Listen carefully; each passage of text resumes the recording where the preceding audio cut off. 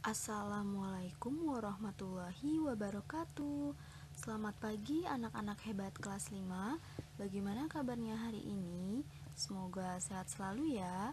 Hari ini kita akan belajar tema 7, peristiwa dalam kehidupan, subtema 2, peristiwa kebangsaan seputar proklamasi kemerdekaan, pembelajaran ke-1 dengan muatan bahasa Indonesia, IPA, dan IPS. Sudah siap untuk belajar? Kalau sudah siap, mari kita mulai belajarnya. Adapun kompetensi dasar yang akan kita pelajari hari ini adalah IPS 3.4, mengidentifikasi faktor-faktor penting penyebab penjajahan bangsa Indonesia dan upaya bangsa Indonesia dalam mempertahankan kedaulatannya. Lalu bahasa Indonesia 3.5, menggali informasi penting dari teks narasi sejarah yang disajikan secara lisan dan tulis menggunakan aspek tanya. Lalu IPA 3.7, menganalisis pengaruh kalor terhadap perubahan suhu dan wujud benda dalam kehidupan sehari-hari. Nah, anak-anak, sekarang coba perhatikan gambar berikut ini. Terdapat beberapa siswa yang sedang berdiskusi tentang kemerdekaan Indonesia. Ternyata, terbentuknya Negara Kesatuan Republik Indonesia atau NKRI tidak hanya cukup dengan pembacaan naskah proklamasi kemerdekaan saja ya. Ya, betul sekali. Terbentuknya NKRI itu melalui berbagai tahapan dan peristiwa. Berbagai rintangan harus dilalui oleh bangsa Indonesia, dan itu memperkukuh terbentuknya NKRI. Jadi, sebelum kita membacakan proklamasi, ada beberapa tahapan atau peristiwa yang Indonesia lalui. Ya, jadi sebelum pembacaan proklamasi itu ada beberapa peristiwa yang dilalui oleh bangsa Indonesia untuk merdeka. Nah, anak-anak, sekarang kita akan masuk pada pembelajaran IPS. Selanjutnya, coba perhatikan berikut ini. Terdapat beberapa peristiwa penting saat persiapan proklamasi. Yang pertama yaitu pembentukan BPUPKI atau Badan Penyelidik Usaha-Usaha Persiapan Kemerdekaan Indonesia. Dibentuk tanggal 1 Maret 1945. Hasil BPUPKI adalah Pancasila. Lalu yang kedua, ada pembentukan PPKI, Panitia Persiapan Kemerdekaan Indonesia. Dibentuk tanggal 7 Agustus 1945. Hasil PPKI adalah pengesahan Pancasila sebagai dasar negara. Lalu yang ketiga ada peristiwa Rengas Dengklok.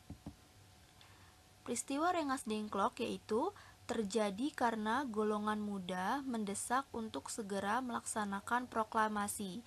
Nah, ini beberapa peristiwa penting sebelum proklamasi kemerdekaan Indonesia dibacakan ya.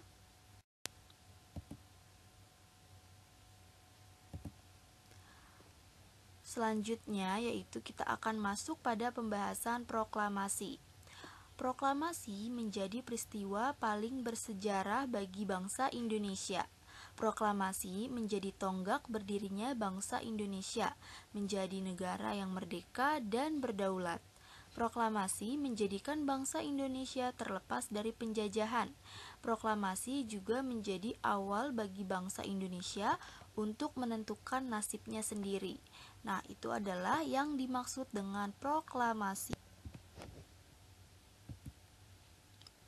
Pada akhir bulan Juli 1945, Jepang menyetujui pemberian kemerdekaan kepada Indonesia pada tanggal 7 September 1945. Namun, pada tanggal 6 dan 9 Agustus 1945, bom atom dijatuhkan sekutu di kota Hiroshima dan Nagasaki. peristiwa itu mendorong diubahnya tanggal pemberian kemerdekaan Indonesia menjadi 24 Agustus 1945.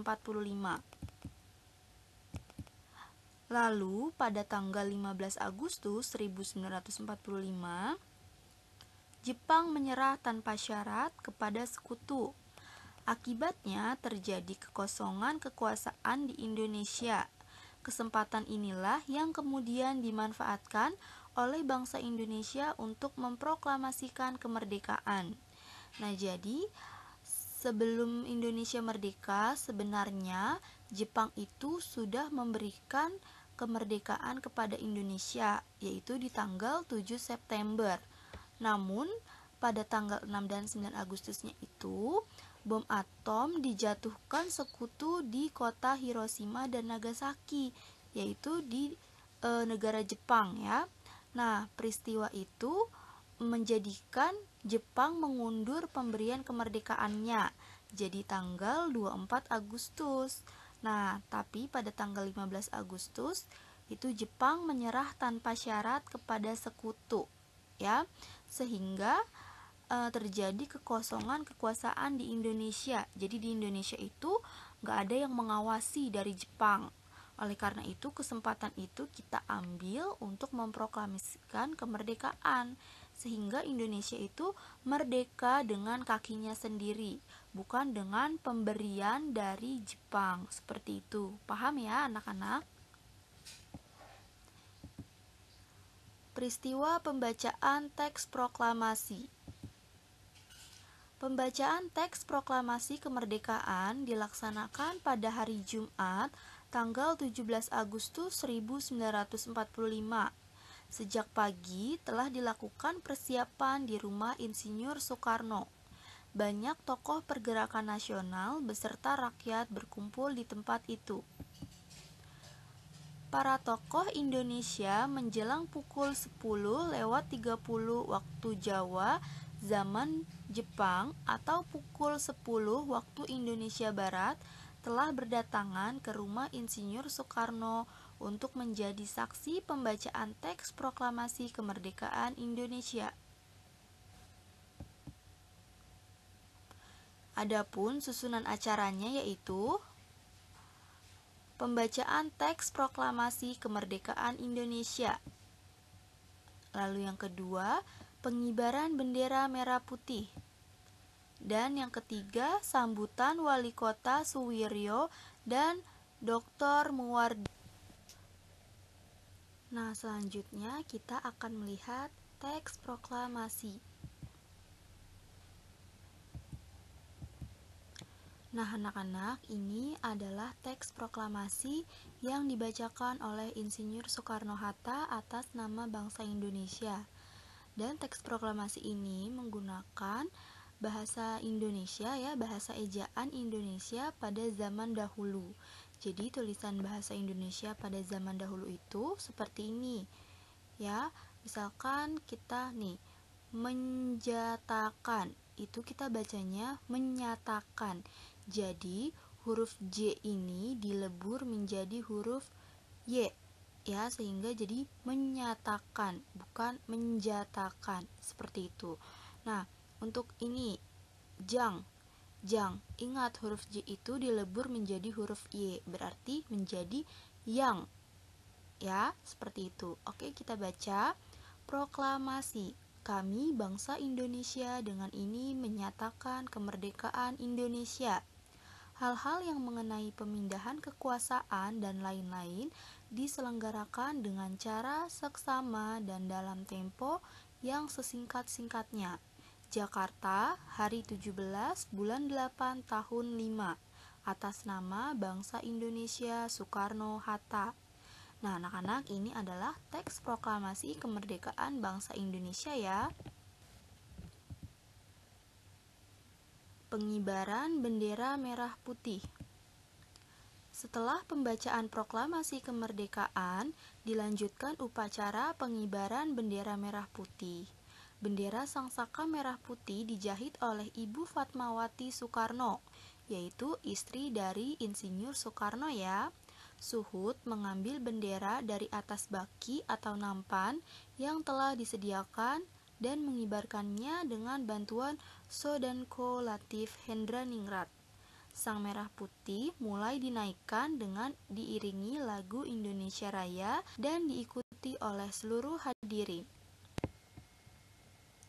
Nah, anak-anak, selanjutnya kita akan belajar kata tanya untuk mendapatkan informasi dari teks sejarah.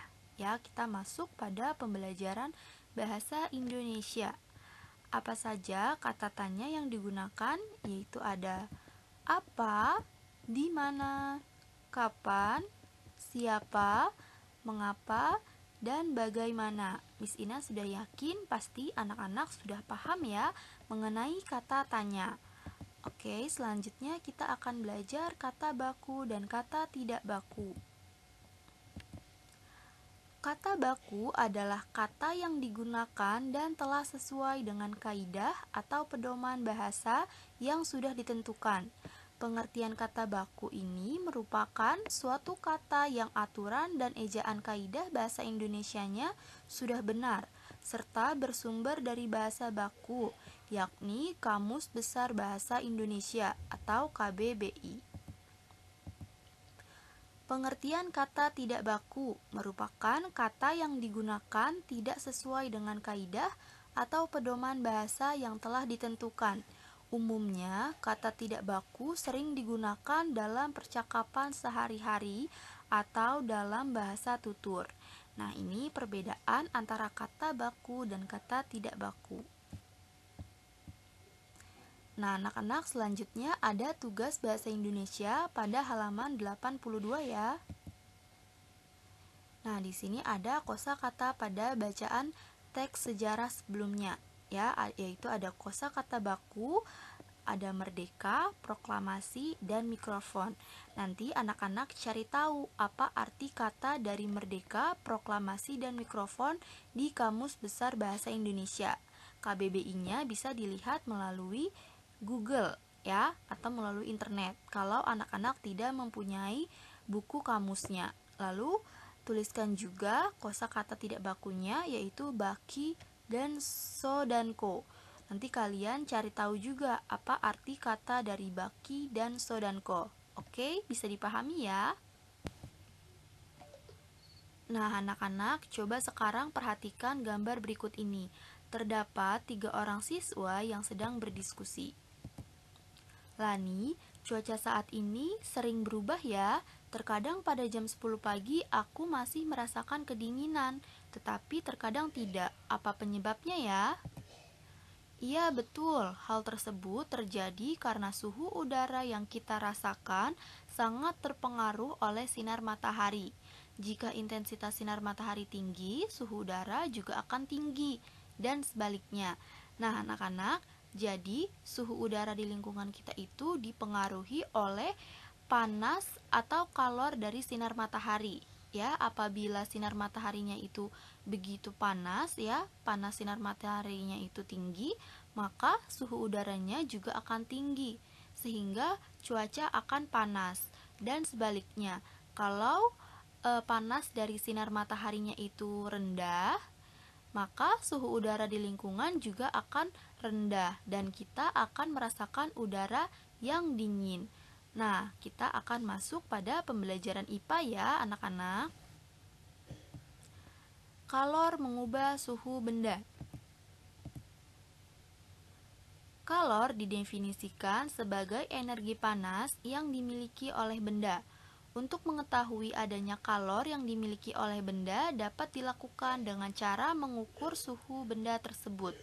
Jika suhu benda tinggi, kalor yang dikandung oleh benda juga besar. Sebaliknya, jika suhu benda rendah, kalor yang dikandung oleh benda juga kecil. Kalor yang dimiliki suatu benda bisa berubah-ubah, bisa naik dan turun, karena kalor dapat dari suhu tinggi menuju suhu rendah. Contoh kalor dapat mengubah suhu benda. Nah, coba perhatikan anak-anak, di sini ada contoh kalor dapat mengubah suhu benda.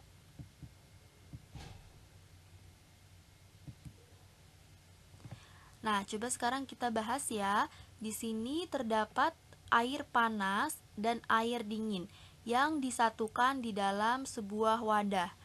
Nah, air panas ini memiliki suhu yang tinggi, sedangkan air dingin memiliki suhu yang rendah. Apabila kedua air dicampur, maka campuran itu akan menghasilkan suhu baru, yaitu suhunya dengan suhu air hangat. Ya, jadi air panas bersuhu tinggi, lalu air dingin bersuhu rendah. Apabila dicampurkan, maka akan menghasilkan suhu baru, yaitu air hangat. Suhu rendah akan meningkat karena menerima panas yang bersuhu tinggi. Selanjutnya, coba kita lihat percobaan berikut ini. Di sini terdapat gambar air yang sedang dimasak di atas kompor dengan api yang menyala. Saat air dipanaskan, air yang semula dingin atau bersuhu rendah menerima panas dari api melalui kompor. Air menerima panas, lama-kelamaan air menjadi panas dan suhunya meningkat. Makin besar energi panas yang diterima air, maka makin besar pula kenaikan suhu pada air. Jadi, apabila apinya ini semakin besar, maka airnya juga akan cepat matang dan suhunya ini cepat meningkat, ya, bersuhu tinggi. Tapi sebaliknya, apabila kita menggunakan api yang rendah, maka suhunya ini juga akan lama untuk meningkat, seperti itu. Dan ada contoh lainnya, seperti apabila kita sedang mengaduk teh panas dengan menggunakan sendok logam. Lalu ada ketika termometer yang semula bersuhu rendah, apabila didekatkan dengan badan yang kurang sehat atau badan yang sedang memiliki panas yang tinggi, maka termometer tersebut akan berubah suhunya sesuai dengan panas tubuh kita. Seperti itu.